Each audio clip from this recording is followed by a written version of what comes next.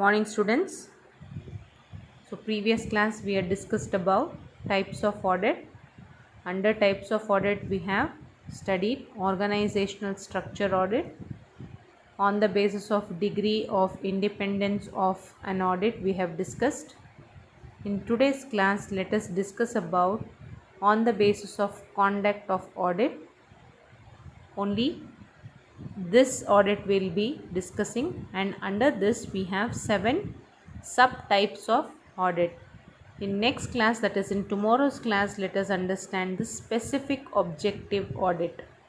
Okay, in today's class let us discuss about only 7 subtypes of audit and what is conduct of audit.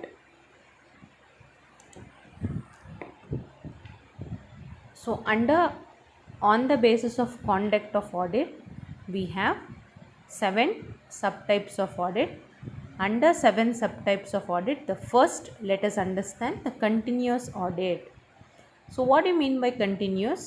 A continuous is nothing but regularly or an irregularly, whether it is financial statement or books of accounts or ledger balances or trial balances, without any error, the auditors are being recruited and they are being examined on intervals. So with this type of audit, it is very good in a company to have a audit, but the cost is more because we have to recruit an audit and we have to maintain that auditor throughout the year. So under this continuous audit, an audit where the books of accounts are verified throughout the year, either at regularly or irregular intervals, and the financial statements of the business are examined at the end of the year. So end of the year ಗೆ auditor means main audit ಅಂತ ಹೇಳಿ ಬಂದಾಗ ನಮಗೆ problem ಇರೋದಿಲ್ಲ. ಇಲ್ಲಿ ಏನು advantages ಏನು, disadvantages ಏನು, ಕಂಟಿನ್ಯೂಸ್ ಆಡಿಟ್ ಮಾಡಿದ್ರೆ ಅಡ್ವಾಂಟೇಜಸ್ ಏನು ಅಂತ ಹೇಳಿ ತಿಳ್ಕೊಳ್ಳೋಣ, ಡಿಸ್ಅಡ್ವಾಂಟೇಜಸ್ ಏನು ಅಂತ ಹೇಳಿ ಕೂಡ ತಿಳ್ಕೊಳ್ಳೋಣ. ಸೊ ಇಲ್ಲಿ ಕಂಟಿನ್ಯೂಸ್ ಆಡಿಟ್ ಮಾಡಿದ್ರೆ deduction of errors and frauds, then and there itself we can have a check.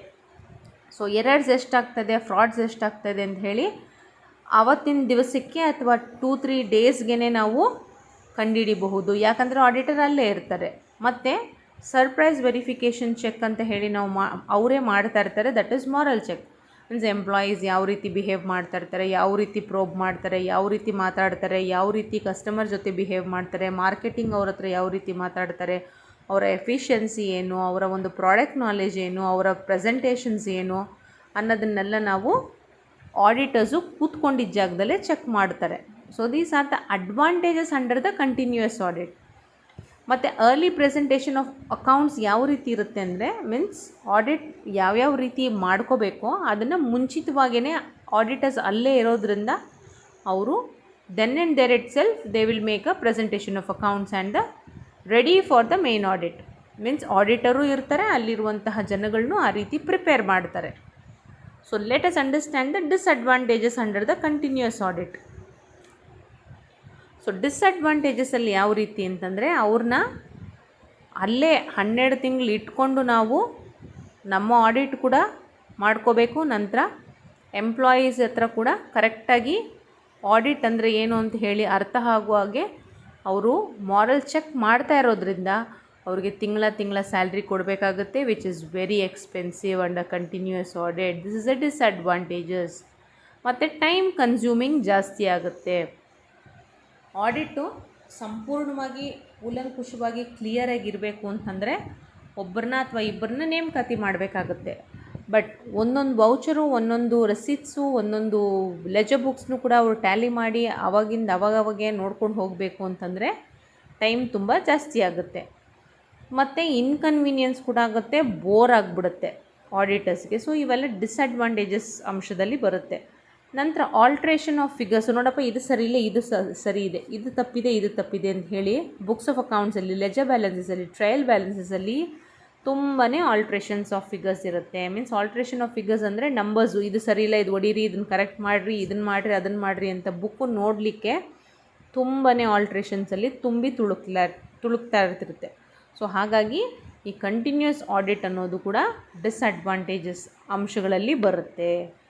So next let us understand about periodical final annual audit. So ಇದು ಯಾವ ರೀತಿ ಇರುತ್ತೆ ಅಂದರೆ ವರ್ಷಕ್ಕೆ ಒಮ್ಮೆ ಅಥವಾ 2 ಬಾರಿ ನಡೆಯುವಂಥದ್ದು. ಸೊ ಪೀರಿಯಾಡಿಕಲಿ, ಫೈನಲಿ ಅಥವಾ ಆ್ಯನ್ಯುಯಲಿ ಅಂತ ಹೇಳಕ್ಕೆ ಬಂದಾಗ ಒಮ್ಮೆ ಅಥವಾ 2 ಸತಿ, 1 ಸತಿ ಅಥವಾ 2 ಸತಿ. ಬಟ್ ಇಲ್ಲಿ ಕೂಲಂಕುಷವಾಗಿ ವಿವರಣೆಗಳು ಕೊಡ್ಲಿಕ್ಕೆ ಬರೋದಿಲ್ಲ. Each and every transaction they can not check, but they will have a check. An audit where the auditor takes up his work of checking the books of accounts at the end of the counting period, when the transaction for the whole year are completely recorded and financial statements have been prepared. Only then the periodical audit, final audit or annual audit is being conducted. So ಯಾವುದೇ financial year ಮುಗಿಸೋದಕ್ಕಿಂತ ಮುಂಚೆ ಇಲ್ಲಿ audit ನಡೆಯೋದಿಲ್ಲ. ಈ periodical audit ಅಂತ ಹೇಳಿ ಕರೆದಾಗ ಅಥವಾ final ಅಥವಾ ಆ್ಯನ್ಯುಯಲ್ ಆಡಿಟ್ ಅಂತ ಕರೆದಾಗ ಸಂಪೂರ್ಣವಾಗಿ ಏಪ್ರಿಲ್ 1ನೇ ತಾರೀಕಿಂದ ಹಿಡಿದು ಮಾರ್ಚ್ 31ನೇ ತಾರೀಕು ತನಕ ನಂತರ ಮಾಡುವಂಥದ್ದು, ಮಧ್ಯದಲ್ಲಿ ಆಗೋಲ್ಲ.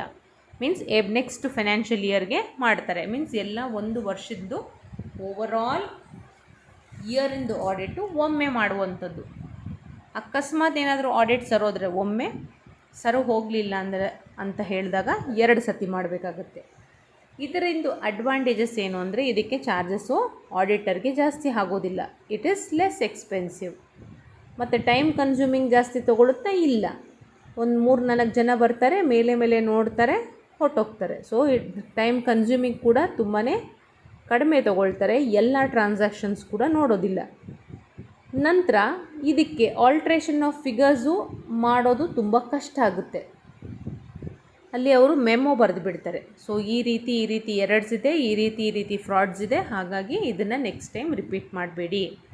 ಸೊ ಇಲ್ಲಿ less scope of alteration of figures ಇರುತ್ತೆ. ಸೊ ಬುಕ್ಕು ಯಾವ ರೀತಿ ಬರೆದಿರ್ತಿರೋ ಅದೇ ರೀತಿ ಇರುತ್ತೆ, ಬಟ್ ಅವ್ರು ಐಡೆಂಟಿಫೈ ಮಾಡಿರ್ತಾರೆ, ಬಟ್ ನೀವು ರೆಕ್ಟಿಫೈ ಮಾಡಲಿಕ್ಕೆ ಆಗೋದಿಲ್ಲ. So that is less scope of alteration of figures in the final audit. So, under disadvantages, auditor does not get sufficient time to check all the books of accounts. ಯಾಕಂದರೆ ಎಲ್ಲ ಒಂದು financial year ನಡೆದ ಮೇಲೆ audit ಮಾಡ್ತಾರೆ. ಹಾಗಾಗಿ ಇಲ್ಲಿ ಕೂಲಂಕುಷವಾಗಿ ಒಂದೊಂದೇ transaction ತೊಗೊಂಡು ಚೆಕ್ ಮಾಡಲಿಕ್ಕೆ ಇಲ್ಲಿ ಸಫಿಷಿಯೆಂಟ್ ತುಂಬಾ ಟೈಮು ಸಿಗೋದಿಲ್ಲ.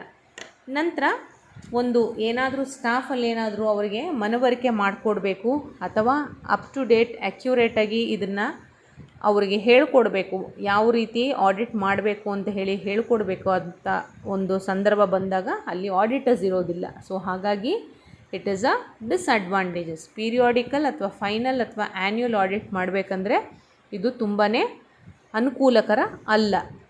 ಸೊ ನೆಕ್ಸ್ಟ್ ಅರ್ಥ ಮಾಡ್ಕೊಳ್ಳೋಣ ಕಂಪ್ಲೀಟ್ ಆಡಿಟ್. ಸೊ ಈ ಕಂಪ್ಲೀಟ್ ಆಡಿಟ್ ಅಂದರೆ the auditor is required to check each and every transaction recorded in the books of accounts. He has to examine each and every voucher, document or correspondence in relating to the transaction. This type of audit is not possible for large sized organizations. So complete audit ಅಂತ ಹೇಳಕ್ಕೆ ಬಂದಾಗ ಎಲ್ಲ ಒಂದು checking ವೆರಿಫಿಕೇಷನ್ಸು ಮಾಡ್ಕೊತ ಹೋಗಬೇಕು. ಯಾವುದರೊಟ್ಟಿಗೆ receipts ಒಟ್ಟಿಗೆ, vouchers ಒಟ್ಟಿಗೆ, books of accounts ಒಟ್ಟಿಗೆ, ಮಿಸ್ಅಪ್ರೋಪ್ರಿಯೇಷನ್ ಆಫ್ ಕ್ಯಾಶು, ನಂತರ ledger balances, trial balances, ledger account ಎಲ್ಲನೂ ಕೂಲಂಕುಷವಾಗಿ brought forward, carry forward, alterations in any figures or words ಏನಾದರೂ ಇತ್ತು ಅಂತಂದರೆ ಇವನ್ನೆಲ್ಲ ಮಾಡಿದಾಗ ಕಂಪ್ಲೀಟ್ ಆಡಿಟ್ ಅಂತ ಹೇಳಿ ನಾವು ಕರಿತೇವೆ. ಸೊ ಇದು ಒಂದು ಟೈಪ್ ಆಫ್ ಆಡಿಟ್ ಆಗುತ್ತೆ. ಇದು ಕರೆಕ್ಟ್ ಆಡಿಟ್ಟು. ಬಟ್ ಈ ರೀತಿ ಆಡಿಟ್ಟು ಸೂಟ್ ಆಗೋದಿಲ್ಲ. ಎಂಥ ಒಂದು ಆರ್ಗನೈಸೇಷನ್ಗೆ ಸೂಟ್ ಆಗೋಲ್ಲ ಅಂದರೆ ಲಾರ್ಜ್ ಸ್ಕೇಲ್ ಬಿಸ್ನೆಸ್ ಆರ್ಗನೈಸೇಷನ್ಸ್ಗೆ ಇದು ಸೂಟ್ ಆಗೋದಿಲ್ಲ. ಏನಿದ್ರೂ ಸೋಲ್ ಪ್ರೊಪ್ರೈಟರ್ಶಿಪ್ ಅಥವಾ ಪಾರ್ಟ್ನರ್ಶಿಪ್ ಫರ್ಮ್ ಅಥವಾ ಮೀಡಿಯಮ್ ಸ್ಕೇಲ್ ಇಂಡಸ್ಟ್ರಿ ಅಥವಾ ಸ್ಮಾಲ್ ಸ್ಕೇಲ್ ಇಂಡಸ್ಟ್ರಿಗೆ ಈ ಆಡಿಟು ಸೂಟ್ ಆಗುತ್ತೆ. ಲಾರ್ಜ್ ಸ್ಕೇಲ್ಸ್ಗೆಲ್ಲ ವರ್ಷಕ್ಕೆ 2 ಬಾರಿ ಅಥವಾ ಮ್ಯಾಕ್ಸಿಮಮ್ 3 ಬಾರಿ ಆಡಿಟ್ ನಡೆದರೆ ಮಾತ್ರ ಕಂಪ್ಲೀಟಾಗಿ ಆಡಿಟ್ ಅಂತ ಹೇಳಿ ಕರಿಬೋದು. ಬಟ್ ಈ ರೀತಿ ಕಂಪ್ಲೀಟ್ ಆಡಿಟು ಎಲ್ಲ ವೌಚರ್ ಜೊತೆ ಟ್ಯಾಲಿ ಮಾಡಬೇಕು ಅಂತಂದರೆ 3 ತಿಂಗಳಿಗೊಮ್ಮೆ ಅಥವಾ 6 ತಿಂಗಳಿಗೊಮ್ಮೆ ಅಥವಾ ವರ್ಷಕ್ಕೆ 2 ಬಾರಿ ಅಂತ ಹೇಳಿ ಮಾಡಬೇಕಾಗುತ್ತೆ. ಸೊ ಆಗ ಅದು ಕರೆಕ್ಟ್ ಇರುತ್ತೆ. So next type of audit is partial audit. ಈ ಪಾರ್ಷಲ್ ಆಡಿಟು ನಮ್ಮಲ್ಲಿ ಇಲ್ಲ. So it is a kind of audit where the work of auditor is curtailed, ಅಂದರೆ it is no more. For instances, audited may be asked to check only the cash book to detect the misappropriation of cash. It may be noted that partial audit is not permitted in case of company. ಬರೀ ಕ್ಯಾಶನ್ನು ಮಾತ್ರ check ಮಾಡಿ ಹೋಗಿಬಿಡಿ, ಮಿಕ್ಕಿದ್ದೇನು ಬೇಡ ಅಂತ ಹೇಳಿದಾಗ ಅದು partial audit. Complete audit ಆಗೋದಿಲ್ಲ. Partial ಅಂದರೆ ಒಂದು ಸಣ್ಣ ಪ್ರಮಾಣದ ಅಂಶ ಮಾತ್ರ, ಅದಕ್ಕೆ ನಾವು ಪಾರ್ಷಲ್ ಅಂತ ಕರಿತೇವೆ. ಸೊ ಈ ಪಾರ್ಷಲ್ ಆಡಿಟು ನಮ್ಮ ದೊಡ್ಡ ದೊಡ್ಡ ಕಂಪನೀಸ್ಗೆ ಬರೋದಿಲ್ಲ, ಬ್ಯಾಂಕ್ಸಲ್ಲಿ ಕೂಡ ಬರೋದಿಲ್ಲ. ಬರೀ ಕ್ಯಾಶನ್ನು ಮಾತ್ರ ರೆಡಿ ಮಾಡಿ ಚೆಕ್ ಮಾಡಿ ಅಷ್ಟನ್ನು ಮಾತ್ರ ಕೊಟ್ಬಿಟ್ಟು ಹೋಗಿ ಅಂತ ಹೇಳ್ತಾರೆ. ಸೊ ಅದು ಸೋಲ್ ಪ್ರೊಪ್ರೈಟರ್ಶಿಪ್ಪಲ್ಲಿ ಬರುತ್ತೆ. ದೊಡ್ಡ ದೊಡ್ಡ ಕಂಪನೀಸಲ್ಲಿ ಈ ಪಾರ್ಷಲ್ ಆಡಿಟ್ ಅನ್ನೋದು ಬರೋದಿಲ್ಲ. ಸೊ ನೆಕ್ಸ್ಟ್ ನಿಮಗೆ ಬ್ಯಾಲೆನ್ಸ್ ಶೀಟ್ ಆಡಿಟ್ ಬರುತ್ತೆ. ಸೊ ಈ ಬ್ಯಾಲೆನ್ಸ್ ಶೀಟ್ ಆಡಿಟಲ್ಲಿ ಬರೀ ಬ್ಯಾಲೆನ್ಸ್ ಶೀಟ್ ವೆರಿಫಿಕೇಷನ್ ಮಾಡೋದು ಮಾತ್ರ ಬರುತ್ತೆ.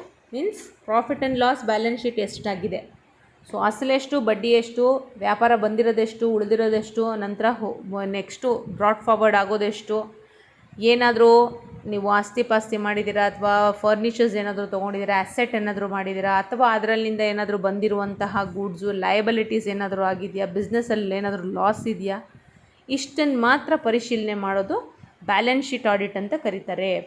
It is a type of audit which concentrates mainly on the verification of items in the balance sheet such as capital reserves and provisions, profit and loss account, balances, assets and liabilities of business. So ಇಲ್ಲಿ concentrate ಮಾಡಬೇಕಾಗಿರುವಂಥದ್ದು verification on balance sheet. So balance ಶೀಟಲ್ಲಿ debit ಎಷ್ಟಾಗಿದೆ, credit ಆಗಿದೆ, ಎಷ್ಟಾಗಿದೆ, profit ಎಷ್ಟು ಬಂದಿದೆ, loss ಎಷ್ಟು ಬಂದಿದೆ ಅಂತ ಹೇಳಿ ಅಷ್ಟನ್ನು ಮಾತ್ರ ಕಾನ್ಸಂಟ್ರೇಟ್ ಮಾಡ್ತಾರೆ ವಿನಃ ಮಿಕ್ಕಿದ ಯಾವುದೇ ರೀತಿಯಾದಂತಹ ವೌಚರ್ಸು, ರೆಸಿಟ್ಸು ಮತ್ತು ಲೆಜರ್ ಬುಕ್ಸು, ಲೆಜರ್ ಬ್ಯಾಲೆನ್ಸಸ್ನ ಅವರು ಚೆಕ್ ಮಾಡೋದಿಲ್ಲ. ಸೊ ಈ ಒಂದು ಅಂಶ ಕಾನ್ಸಂಟ್ರೇಟ್ ಮಾಡುವಾಗ ವೆರಿಫಿಕೇಷನ್ ಮಾಡೋದು only on balance sheet audit ಅಂತ ಹೇಳಿ ಕರಿತೀವಿ. ಸೊ ಇಲ್ಲಿ ಪ್ರಾಫಿಟ್ ಆ್ಯಂಡ್ ಲಾಸನ್ನು ಮಾತ್ರ ನೋಡ್ತಾರೆ, ಎಲ್ಲನೂ ನೋಡೋದಿಲ್ಲ. ಅಸೆಟ್ ಎಷ್ಟು, ಕ್ಯಾಪಿಟಲ್ ಎಷ್ಟು, ಲಯಬಿಲಿಟಿ ಎಷ್ಟು ಅಷ್ಟನ್ನು ಮಾತ್ರ ನೋಡಿ ನಮಗೆ ಆಡಿಟ್ ಮುಗಿಸ್ಕೊಡ್ತಾರೆ. ವೌಚರ್ ಒಟ್ಟಿಗೆ, ರಿಜಿಸ್ಟರ್ಸ್ ಒಟ್ಟಿಗೆ ನೋಡೋದಿಲ್ಲ. ಸೊ ಇಲ್ಲಿಗೆ ಬ್ಯಾಲೆನ್ಸ್ ಶೀಟ್ ಆಡಿಟ್ ಅನ್ನೋದು ಮುಗೀತು. So next comes your interim audit. So interim audit ಅಂತ ಹೇಳಕ್ಕೆ ಬಂದಾಗ ಇಲ್ಲಿ ನಿಮಗೆ ಇಂಟ್ರಿಮ್ ಅಂತಂತ ಹೇಳೋದಕ್ಕೆ ಬಂದಾಗ ಒಂದು ಸಡನ್ ಚೆಕ್ ಅಂತ ಬರುವಂಥದ್ದು, ಸಡನ್ ವೆರಿಫಿಕೇಷನ್ ಅಂತ ಹೇಳುವಂಥದ್ದು. It is a kind of audit which is done between 2 annual audits. Means quarterly ಮಾಡ್ಕೊಳ್ಳುವಂಥದ್ದು. ಕ್ವಾರ್ಟರ್ಲಿ ಅಂದರೆ 3 ತಿಂಗಳಿಗೊಮ್ಮೆ ಮಾಡುವಂಥದ್ದು. ಇಲ್ಲಿ ಏನಕ್ಕೆ ಈ ಥರ ಒಂದು ಮಾಡಿದ್ರೆ, ಇಂಟ್ರಿಮ್ ಆಡಿಟ್ ಮಾಡಿದ್ರೆ ಒಳ್ಳೆಯದು ಅಂತಂದರೆ, ಇಲ್ಲಿ ಎರರ್ಸ್ ಆಗಲಿ ಫ್ರಾಡ್ಸ್ ಏನಾದರೂ ಆದರೆ ಕಂಡಿಡ್ಲಿಕ್ಕೆ ತುಂಬ ಈಸಿ ಆಗುತ್ತೆ. ನಂತರ ಅಲ್ಲಿರುವಂತಹ ಎಂಪ್ಲಾಯೀಸ್ನ ನಾವು ವಾಚ್ ಮಾಡಿಕೊಂಡು, ಮಾರಲ್ ಚೆಕ್ ಮಾಡಿಕೊಂಡು, ಅವ್ರು ಯಾವ ರೀತಿ ಕ್ಲೈಂಟ್ ಒಟ್ಟಿಗೆ, ಕಸ್ಟಮರ್ ಒಟ್ಟಿಗೆ ಮಾತಾಡ್ತಾರೆ, ಅವರ ಒಂದು ಹಾವಭಾವ ಯಾವ ರೀತಿ ಇರುತ್ತೆ, ಎಲ್ಲನೂ ನಾವು ಕೂಲಂಕುಷವಾಗಿ ಮಾಡ್ಕೋಬೋದು ಇಂಟ್ರಿಮ್ ಆಡಿಟಲ್ಲಿ. It is a very good type of audit which is been done only in private sector industries, that too in large type of business organization. So interim audit, it is a kind of audit which is done between 2 annual audits. It is suitable for those companies which wants to declare interim audit. The advantages under interim audit is errors and frauds can be detected easily and quickly. It imposes a moral check on the staff of the client. So ಈ interim audit ಮಾಡೋದ್ರಿಂದ ಸ್ಟಾಫ್ನ ಮತ್ತು ಎರರ್ಸ್ನ ಮತ್ತು ಫ್ರಾಡ್ಸ್ನ ಈಸಿಯಾಗಿ detect ಮಾಡಲಿಕ್ಕೆ ಅನುಕೂಲ ಆಗುತ್ತೆ. ಈ interim audit ಮಾಡೋದ್ರಿಂದ ಡಿಸ್ಅಡ್ವಾಂಟೇಜಸ್ ಏನು ಅಂದರೆ, ಫಿಗರ್ಸಲ್ಲಿ ಆಲ್ಟರ್ ಮಾಡಲಿಕ್ಕೆ ಬರೋದಿಲ್ಲ. ಯಾಕಂದರೆ ಆಲ್ರೆಡಿ ಅವರು ಕೂಲಂಕುಷವಾಗಿ ಹತ್ತಿರದಲ್ಲೇ ನಿಂತು ಹೇಳ್ಕೊಟ್ಟಿರೋದ್ರಿಂದ ಒಂದು ದಿವಸ ಮಿಸ್ಟೇಕ್ ಆಗುತ್ತೆ, 2 ದಿವಸ ಮಿಸ್ಟೇಕ್ ಆಗುತ್ತೆ, 3 ದಿವಸ ಮಿಸ್ಟೇಕ್ ಆಗೋದಿಲ್ಲ. ಸೊ ಹಾಗಾಗಿ ಮಿಸ್ಟೇಕ್ 1 ದಿವಸ 2 ದಿವಸ ಆಗೋವಂಥ ಮಿಸ್ಟೇಕ್ಸು ಆಲ್ರೆಡಿ ನಿಮಗೆ ರಿಜಿಸ್ಟರ್ಸಲ್ಲಿ ಬುಕ್ಸಲ್ಲಿ ಬಂದಾಗ ಅದು ಆಲ್ಟೆಡ್ ಅಂತ ಆಗಿ ಸ್ಕ್ರ್ಯಾಚಸ್ ಆಗಿ ಕಾಣಿಬಿಡೋದ್ರಿಂದ ಇದೊಂದು ಡಿಸಡ್ವಾಂಟೇಜ್ ಕಾಣುತ್ತೆ. ಯಾಕಂದರೆ ನೀಟಾಗಿ ಕಾಣೋದಿಲ್ಲ. ಇದು ಆಡಿಟರ್ಸ್ಗೆ ಮತ್ತೆ ಪುನಃ ಅವ್ರಿಗೆ ಸ್ಕ್ರ್ಯಾಚ್ ಮಾಡಿಸಿ ಕರೆಕ್ಟ್ ಮಾಡಿಸಿ ಸ್ಕ್ರ್ಯಾಚ್ ಮಾಡಿ ಕರೆಕ್ಟ್ ಮಾಡಿಸ್ಲಿಕ್ಕೆ ಅವ್ರಿಗೆ ಟೈಮ್ ಹಿಡಿಯುತ್ತೆ. It increases the work of the auditor and it is also an expensive because we have to pay auditor on a monthly or a quarterly basis.